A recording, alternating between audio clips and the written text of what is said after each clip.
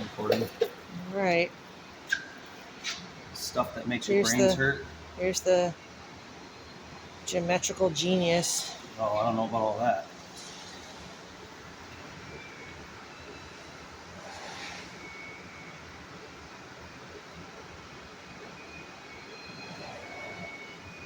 It definitely makes my head hurt.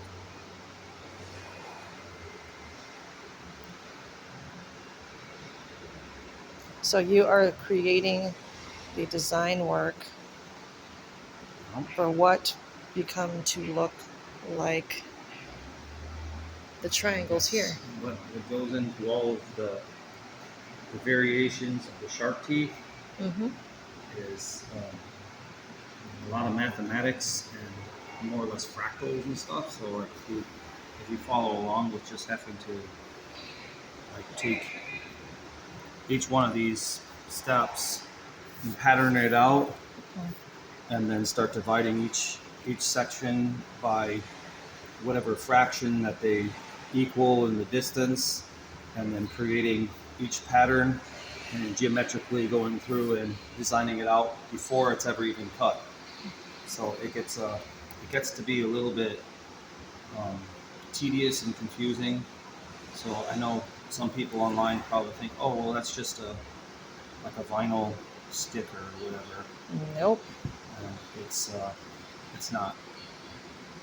So it's like a lot of careful thinking and planning, and a little bit of math and a little bit of measuring.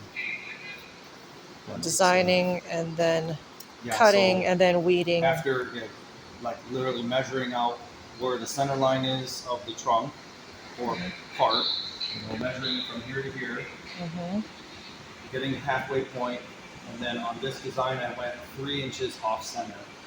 So went 3 inches in from the center line, and then basically from that point I had made a template, got all the math on paper prior, and then I just basically marked off on like these trulers, which they made different types of trulers, magnetic trulers, vinyl stickers, you know what I mean? I basically have it 12 inches from that line to that line, and then I divided out how I wanted like the spears to go, et cetera, all the patterns, and then I basically just measured off in inch blocks, and some of the things are like 5/8, some of them are quarter, 1/8, this, that, to get different pattern styles that we're looking for.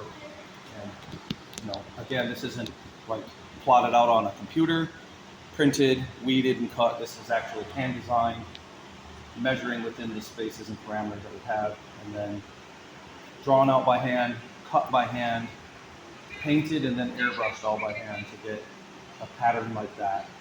And then there's sequential cutting and backmasking to give it shadows and dimensions. So it's a little bit more complex than some of the patterns or things that you could easily create, like flames or whatever, or just doing a simple racing stripe. There's a lot of math that goes into it. So it's either you do all this work or you have a computer design it for you and plot it, and then worry about trying to get it all centered out and then sequentially unmask it as you do your job. So this is a little bit more labor intensive, but it also shows like the dedication to family, which what a lot of these shark tooth Amakua designs, that's what the shark represents, not just in it's not just a cool pattern, it also represents dedication to family. So going and through our all this culture work is a lot of dedication. Yep. So cool. And you're customizing it and making it beautiful for your wifey. Yep. So there's a lot more work to go. We still got a hood to sand down prepared. There's a spoiler that goes on the back here that where all these holes are at. So after I get done laying off this pattern work, I'll be preparing the spoiler for paint. I'll be carrying the graphics straight over top of it, so that piece will have graphics under it and over it, so it lines up perfect. And then, as you can see, the rest of the car, we painted it, but we still got polish work to do. We just got it assembled, but there's a lot of polishing that needs to be done. And then up on the hood, we're going to be carrying down the pattern. And then we also This was actually plotted, so I had to weed it all out, but we're putting the Hawaii State seal up on there. So I think this is going to add that extra flavor of Kanaka to your ride, make it more personal. Absolutely. But we've gotten the car reassembled. We've got the headliner and the sunroof back in, the OEM brand new windshield.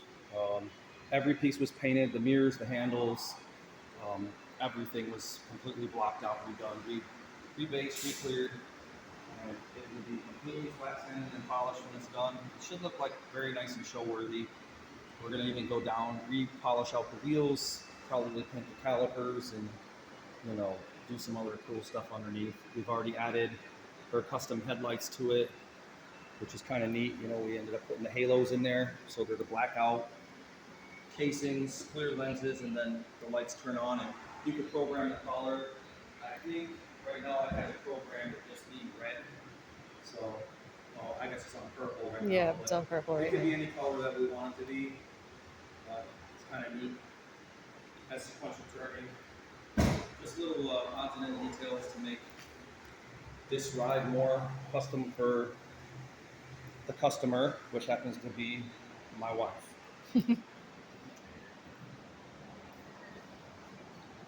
Yeah, the roof looks dull because it's sanded down right now in 15. We're going to go up to 3,000, 5,000, and start polishing it. We had to polish out certain parts of the quarter panels just to get the glass and stuff back in for the doors. But this also, like most people don't realize, we cut the rockers completely off of here. I hand fabricated the rocker sections, welded them all back into place.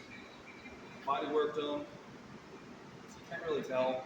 It's gonna be neat.